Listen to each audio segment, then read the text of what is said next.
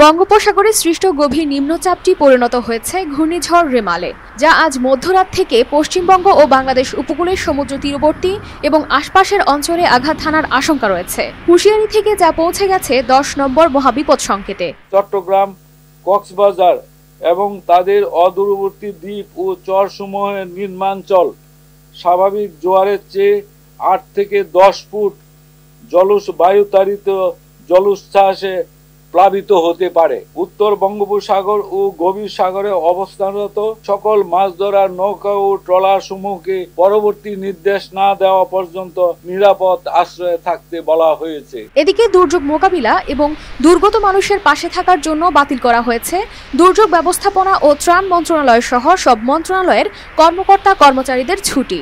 বন্ধ ঘোষণা করা হয়েছে কক্সবাজার, চট্টগ্রাম ও বরিশাল বিমানবন্দর।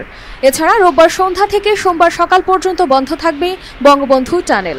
সানবিট সব দিবে সামাল। সানবিট ম্যাজিক প্রেস ডিশওয়াশিং এর মাথা ঘোরানো সলিউশন। রোববার সচিবালয়ে আন্তঃমন্ত্রণালয় দুর্যোগ ব্যবস্থাপনা সমন্বয় কমিটির সভায় এই সিদ্ধান্ত জানান দুর্যোগ ব্যবস্থাপনা ও ত্রাণ প্রতিমন্ত্রী মহিবুবুর রহমান।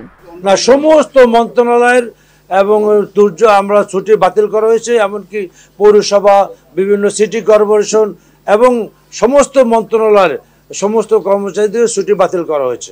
অন্যদিকে এমন বিরূপ আবহাওয়ার মধ্যেও মোংলা নদীতে অতিরিক্ত যাত্রী নিয়ে খেয়া পারাপারের সময় ডুবে গেছে একটি ট্রলার। রোববার সকালে বাগেরহাটের মোংলার ঘষিয়াখালী চ্যানেলে এই দুর্ঘটনা ঘটে। এ ঘটনায় ক্ষুব্ধ স্বজনরা টোল আদায়ের কাউন্টারে ভাঙচুর চালান।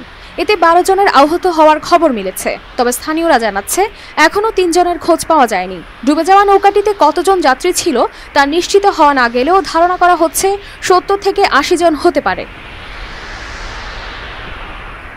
এছাড়া বঙ্গোপসাগরে সৃষ্টি হওয়া ঘূর্ণিঝড় রেমালের প্রভাবে বন্ধ ঘোষণা করা হয়েছে কক্সবাজার, চট্টগ্রাম ও বরিশাল বিমানবন্দর। এই রুটে চলাচলকারী দেশের এয়ারলাইন্স প্রতিষ্ঠানগুলো তাদের ফ্লাইট বাতিল ঘোষণা করেছে। এদিকে ঘূর্ণিঝড়ের কারণে যে কোনো ধরনের দুর্যোগ পরিস্থিতি তৈরি হলে টেলিযোগাযোগ নেটওয়ার্কিং ব্যবস্থা সচল রাখতে বিশেষ মনিটরিং সেল গঠন করেছে বাংলাদেশ টেলিযোগাযোগ নিয়ন্ত্রণ commission BTRC। Kanis Fatema Shimu, RTV।